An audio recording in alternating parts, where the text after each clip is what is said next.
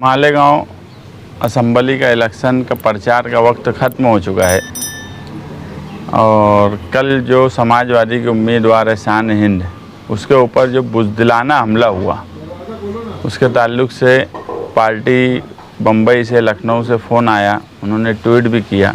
निवडणूक अधिकारी के यहाँ से भी हमको इन्फॉर्म किया गया कि यार हम लोग वो पूरे मामले की जांच कर रहे हैं और मुकामी पुलिस भी जांच कर रही है और ऐसा समझा है कि उनको मुकामी पुलिस को कुछ समझा है कि वो लोग कहाँ है, ऐसी कोई हमारी मालूमात है। आज प्रेस को बुलाने का मकसद ये था कि ये दो उम्मीदवार जो इलेक्शन लड़ रहे हैं, ये इस तरह की हरकत अगर कर रहे हैं डराने के लिए या हमारे वर्करों को डराने के लिए, तो हमने कल भी ये कहा था कि यार वो डरने वाले नहीं हैं। और सुबह से ख़वातीन का एक मुसलसल फ़ोन आ रहा है और कहीं ना कहीं वो ख़वातीन जो है इस बात को लेकर नाराज़ हैं कि एक खातून को डराने के लिए उसको महल्लों में कुछ लोग जो हैं, राफ़े आपा उनका भी नाम आया, कि वो इस तरह के पम्पलेट बांट रही हैं कि खातून को उम्मीदवारी नहीं करना चाहिए और खातून जो है वो उम्मीदवारी नहीं कर सकती है। इस तरह का पम्पलेट बांट रही है। वो उनकी बहन है, उनके लिए प्रचार करे। उसमें हमारा कभी मैं बोलता नहीं हूँ कि उन्होंने नहीं करना चाहिए। सबको हक़ है जमहूरियत में एक दूसरे का साथ देना, मगर एक जमहूरी मुल्क में, एक दस्तूरी मुल्क में इस तरह से प्रचार करना जो दस्तूर और जमहूरियत के ख़िलाफ़ है।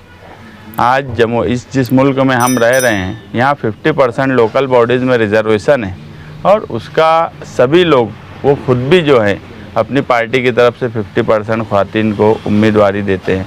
और एक खातून पर अगर इस तरह से हमला हो और उसके बाद भी इस तरह की बात हो, तो कहीं ना कहीं खातून और औरतों की नाराज़गी आई है और औरतें जो है इस हमले की मज़म्मत कर रही हैं। और इस तरह का जो औरत को दबाने के लिए जो कोशिश की जा रही है, तो ये बात को हम सही नहीं मानते हैं। इसलिए पार्टी की कुछ ख़वातीन ने और आंगनवाड़ी की कुछ ख़वातीन ने ये तय किया है कि आज शाम में 4 बजे से 6 बजे तक वो अपने अपने एरिया में काला झंडा लेकर इस वाक़ये की मज़म्मत करेंगी अपने अपने महल्लों में। दूसरा ये कि इलेक्शन का पूरा कैंपेनिंग चल रही है, आप देखेंगे तो वो प्रचार ख़त्म हो चुका। मैं बहुत हैरान हूँ कि मौजूदा एमएलए उन्होंने मैनिफेस्टो, या जिसको हम आम तौर पे कहते हैं, जो 5 साल उम्मीदवार क्या करने वाला है, वो जारी नहीं किया। तो मुझे बहुत हैरत हुई कि मौजूदा एमएलए जो है वो इलेक्शन छोड़ चुके हैं। उनके पास ना कोई टीम वर्क है इलेक्शन लड़ने की, और ना ही उनके पास आगे 5 साल के लिए कोई ऐसा प्लान है या कोई प्रोग्राम है। पीछे 5 साल नाकामी में गए, उस वक्त मैनिफेस्टो जारी किया गया और उन्होंने ये तस्लीम किया कि मैं मैनिफेस्टो पर अमल नहीं कर सका।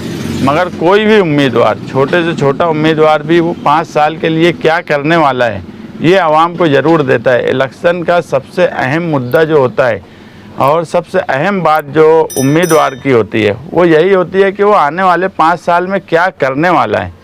मौजूदा एमएलए, आज वो एमएलए रहते हुए अगर वो अपने इलेक्शन में अपना मैनिफेस्टो नहीं जारी कर सकते, तो मालेगांव शहरियान को मैं यही बताना चाहता हूं कि आप समझिए वो इलेक्शन कैसे लड़ रहे हैं, या वो इतने कमज़ोर इलेक्शन में उनका हिस्सा है कि उनको आप वोट देना कहीं ना कहीं वोट ज़ाय होने जैसा है। जो आदमी के पास 5 साल का प्रोग्राम नहीं है, जो आदमी के पास 5 साल में वो क्या करने वाला है ये आवाम में नहीं बता सकता है, तो वो इलेक्शन उसके लड़ने या उसको वोट देना कोई मतलब की बात नहीं है। वोट अपनी ज़ाय करना है। मेरा सिर्फ इतना ही आज प्रेस वालों से मैसेज देने का शहरियान को मकसद है कि हमने एक शान की गारंटी दी और शहर भर में उसको लोगों ने पसंद किया, और हमने पहली बार ऐसा हुआ कि क्या मसला है और उसका हल क्या है। 5 साल में नहीं, 5 साल का हमने एक प्रोग्राम दिया, मगर मौजूदा एमएलए का मैनिफेस्टो नहीं जारी करना, ये कहीं ना कहीं उनके हारने की अलामत है। या वो, मैं जो पीछे आज 4-5 दिन पहले मुझे जो मालूम पड़ा, उन्होंने अपने हल्के के लोग जो उनके करीबी है उनको ये बात बोल दी है कि यार मेरा इलेक्शन हाथ से निकल चुका है। मुझे लगता है यही वजह है कि उन्होंने अपना मैनिफेस्टो जारी नहीं किया। या अगर मीडिया वालों के पास मुझे तो कहीं से नहीं मिला। ये आप मीडिया वाले हो, आप पूरे इलेक्शन में सभी लोगों की कैंपेनिंग किए, सभी उम्मीदवारों के लिए काम किए, सभी लोग। मैं ये मानता हूँ कि जिस तरह से उम्मीदवारों ने मेहनत की, उसी तरह से मालेगांव शहर की इलेक्ट्रॉनिक मीडिया ने भी पूरी ताकत से जो मेहनत करना चाहिए था एक इलेक्शन के प्रचार के लिए, सभी के लिए उन्होंने वो कोशिश की। अगर आप लोगों को कोई इल्म होगा कि उन्होंने अपना 5 साल का प्रोग्राम जारी किया है तो वो मुझे बता दो। पिछले 5 साल का प्रोग्राम जारी करने के बाद उन्होंने ये बात मान लिया था कि यार मैंने वो मैनिफेस्टो पे कोई अमल नहीं कर सका, मगर 2024 का इलेक्शन में अगर मौजूदा एमएलए शहरियान को आगे का प्रोग्राम या अपना मैनिफेस्टो नहीं जारी कर सकते हैं तो उनको इलेक्शन लड़ने का हक बचा है क्या? मैं ये मानता हूँ कि अगर जो आदमी 5 साल का प्रोग्राम या 5 साल वो आवाम के लिए क्या करने वाला है, वो झूठ सही वो बात की बात है, अगर वो भी जारी नहीं कर सकता है तो वो इंसान को या वो आदमी को इलेक्शन लड़ने का हक बचा है क्या? क्या ये सवाल शहर की आवाम से आपका? हाँ, आवाम से ही है, मेरा शहर की आवाम से है कि जो अपना मैनिफेस्टो या अपना प्रोग्राम नहीं जारी कर सकता उनको अब वोट मांगने का या उनको इलेक्शन लड़ने का हक बचा है क्या? पूरे इलेक्शन पीरियड में जितने भी जलसे हुए, आपने जो भी सुना होगा, इसमें बहुत सारे जलसों के स्टेजों से तामीर तरक्की की बात, मालेगांव के फ्यूचर की बात आवाम ने सुनी ही नहीं, सिर्फ एक दूसरे को बुरा कहा गया। इसको कैसे देखते हैं? नहीं, फिर आप हमारे जलसे में शायद कम आए होंगे। भी कहा है इलेक्शन में हमने जो है 25 साल की मिली जोड़ पर एक बात बोली, तब्दीली की एक बात बोली, और हर इलेक्शन में हम क्या देने वाले हैं उस पर हमने कहीं ना कहीं बात बोले। हमने हमारे उसमें कहीं गोली बंदूक की बात कोई हमारे कैंपेनिंग में नहीं सुना होगा, कोई हमने दूसरी लड़ाई झगड़े की बात नहीं सुनी होगी। हाँ, ये हुआ कि ये दोनों ने जिस तरह का माहौल बनाए, जैसे कल का वाक़या ले लो कि शहर किस लाइन पर चला गया है कि किसी ने शान हिंद की गाड़ी पे पत्थर मारा और उसके बाद वो पिस्तौल निकालने वाला था नहीं निकालने वाला था वो बात अभी तक समझी नहीं, मगर खबर जो मुझे पहली समझी वो यही समझी कि गोली चली है। ये इसलिए हुआ कि ये जो पूरी कैंपेनिंग में दोनों तरफ से मौजूदा एमएलए और साबिक एमएलए बंदूक गोली, ये लोगों के एक ऐसे आम जहन में हो गया है कि कोई भी वाक़या नहीं, आज बंदूक और गोली किसी पर भी चल सकती है, ऐसी मेंटलिटी आम लोगों की बन चुकी है। तो ये मेंटलिटी बनने की वजह है इनका इलेक्शन में कैंपेनिंग करने का तरीका। हमने कहीं ना कहीं मुद्दे की बात की है।